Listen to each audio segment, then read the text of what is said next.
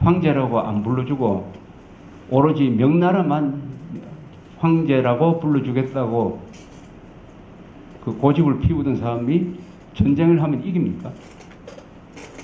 아니 말싸움에서 이긴다고 해가지고 전쟁에서도 이깁니까? 우리나라 사람들이 머릿속에 아주 지금까지 남아있는 이 세상을 보는 그 방법에서 틀려먹은 게 하나 있어요. 말을 강하게 하면은 실제 싸움에서도 이긴다고 착각을 합니다. 그러다가 보니까 말을 강하게 한 사람은 애국자라고 해요. 선언문에서 뭐 최후의 1인까지 목숨을 바치겠습니다라고 글 쓴 사람이 훌륭한 사람이 돼요. 그러나 전쟁을 해보니까 황제라고 안 부르겠다는 그 고집쟁이들이 어디로 쫓겨갔어요? 남한산성으로 쫓겨가가지고 한 석 달 동안 포위당하더니 항복하고 말았습니다. 항복도 어떤 식으로 했습니까?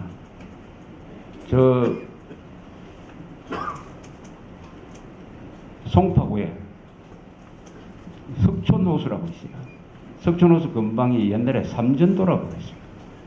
그때가 겨울이었습니다. 1937년 겨울에 청태종이었어요. 청태종이 저 단 위에 근사하게 앉아있고 인조가 그 추운 날 얼어붙은 땅에 엎드려가지고 이마를 머리에 닿으면서 절을 9번을 했습니다. 그런 굴욕을 당했어요. 호칭 문제 때문에. 그래서 수모를 우리 역사상 가장 큰 수모를 당한 거죠. 가장 큰 수모를 당했어요. 그때 조선조가 망했어야 돼요. 그러나 그때 망하지 않았습니다. 그렇기 때문에 인조 병자호란 이후에 조선조는 이 혼이 빠진 나라예요. 혼이 빠진 나라입니다. 어떤 왕조가 오래 가는 게 이게 좋지 않아요. 우리나라 사람들 또 이상한 역사관을 갖고 있습니다. 야, 자, 조선조가 530 몇 년이나 갔기 때문에 그 굉장한 나라다. 아니, 망해야 될 때 망해서야 백성들이 도탄에 빠지지 않지. 망하지 않고 그 구차한 목숨을 이어가다가 백성들만 죽을 마시고 결국은 나중에 이민족의 지배로 가버렸다. 명분론. 실력이 뒷받침되지 않는 명분론. 이게 나라를 망칩니다.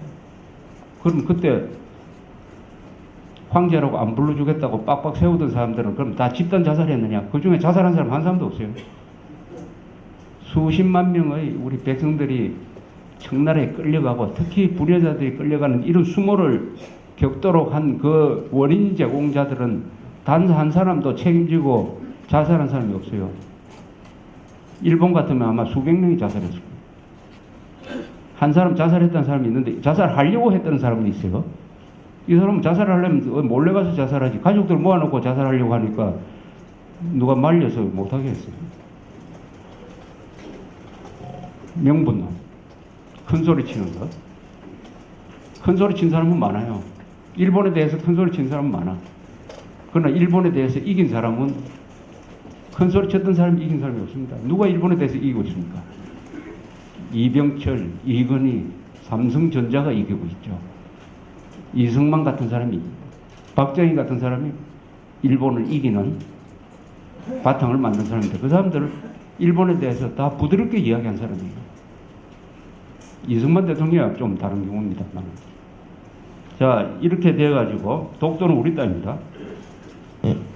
그런데 이제 세 번째 김영삼 노무현 세 번째로 이제 이명박 대통령 임기 말에 이제 한일 관계가 또 독도 문제가 또 살아났습니다. 자, 이번에 이 문제가 이렇게 커진 거는 이명박 대통령이 일종의 선제 공격을 했어요. 선제 공격을 했습니다. 독도를 방문을 했어요. 이명박 대통령이 독도를 방문했습니다. 역대 대통령 중에 처음입니다. 그것을 용감한 일이라고 보는 사람이 한국 사람들이 많은 것 같아요. 그래서 이명박 대통령 지지율이 한 10% 올라갔습니다. 뭐 어떻게 보면 그것도 용감하다고 볼 수는 있는데 그러면은 10명 지나간 10명의 대통령은 안 갔으니까 9명 대통령이군요. 그럼 그 사람들은 독도 안 갔기 때문에 비겁한 대통령이었느냐? 그건 아니겠죠. 가장 가까이 갔던 사람은 박정희 대통령입니다. 국회의장, 최고회의 의장 시절에 1962년에 배를 타고 울릉도까지 갔어요. 역대 대통령으로서 울릉도 방문한 유일한 사람이 박정희 대통령입니다. 그런데 바로 옆에 있는 독도는 안 갔습니다. 김대중 씨도 안 갔어요.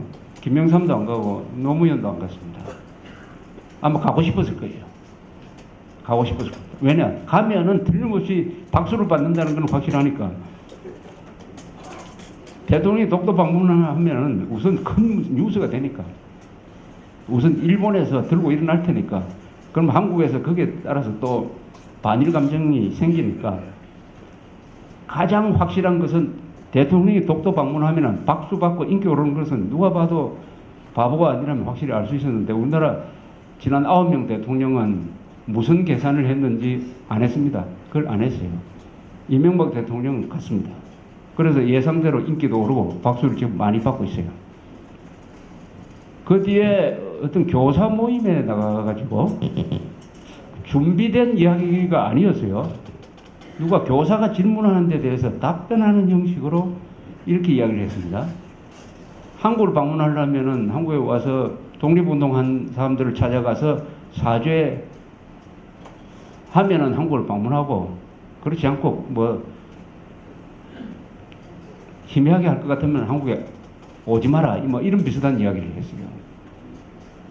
자, 이런 비슷한 이야기 요게 2008년 4월에 이명박 대통령이 일본에서 발언한 거하고 좀 달라요.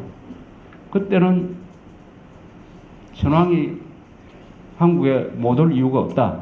또 이렇게 이야기했습니다. 독도 문제와 과거사 문제 때문에 한일 관계가 과거에 얽매여서는 안 된다. 미래로 나가야 한다. 이렇게 이야기했습니다. 저는 그 두 이야기가 아주 좋은 이야기라고 생각합니다. 그래서 이명박 대통령 취임하고 나서 한 3년 동안은 한일 관계가 좋았습니다. 한미 관계도 좋았지만 한일 관계도 노무현 시절보다 훨씬 좋았어요. 그런데 임기 말에 아주 이게 급변하겠습니다.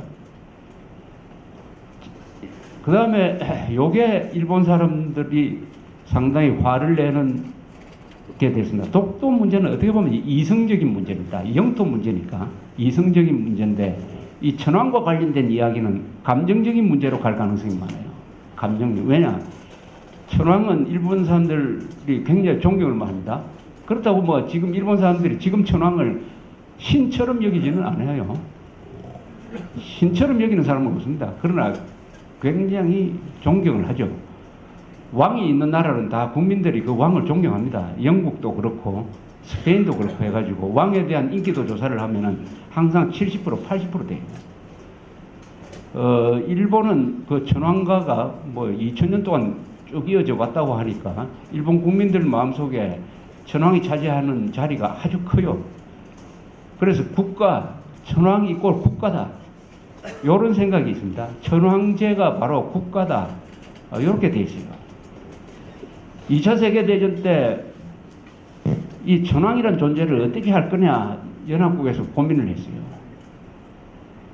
고민을 해보니까 이런 결론을 내렸습니다. 이 천황제를 폐지하면은 일본한테 항복을 받기도 어렵고 일본한테 항복을 받은 다음에 일본을 통치하기가 굉장히 어렵다. 천황제를 유지해 주는 게 좋겠다. 그러나 천황을 절대적인 권력자로서 폐지하고 입헌 군주제 하의 군주, 영국 왕처럼 그렇게 격화시켜버리자 하는 것이 미국의 정책이었습니다. 처음에 미국은 원자폭탄을 떨어뜨리는 제1후보로서 교토를 생각을 했어요. 교토. 이 교토가 한 번도 그전에는 폭격을 당하지 않았기 때문에 이 폭격할 구석이 많아요. 또 인구도 많고 하니까 요 교토 위에다가 원자폭탄을 떨어뜨려야 되겠다 해가지고 후보지로 검토를 하다가 포기했습니다. 포기한 이유가 몇 가지 있어요. 그때 국방장관이 스팀슨이라는 사람인데 이 사람이 일본 교토에 대해서 굉장히 좋은 인상을 갖고 이 사람 신혼여행을 교토를 가요. 그때 본 교토가 아름답기도 하고 막 그런 것도 있고 그 다음에는 교토라는 것은 교토에 일본 천황이 계속 살았죠. 교토가 일본 수도였던 것이 약 1100년 동안 일본 수도였습니다. 교토, 동경이 아니고 교토가.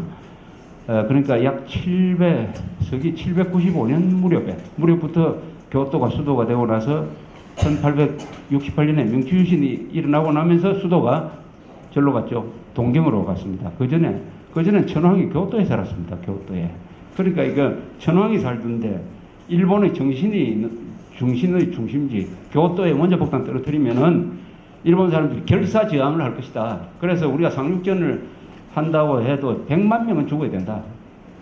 그래서 이걸 좀 바꾸자 해가지고 히로시마 나가사키가 당했습니다만은 이렇게 천황제에 대해서 일본 사람들도 성전국이지만은 이 천황이란 존재를 잘못 건드리면은 일본 사람 전체를 건드리게 되니까 이거 조심해서 다뤄야 된다.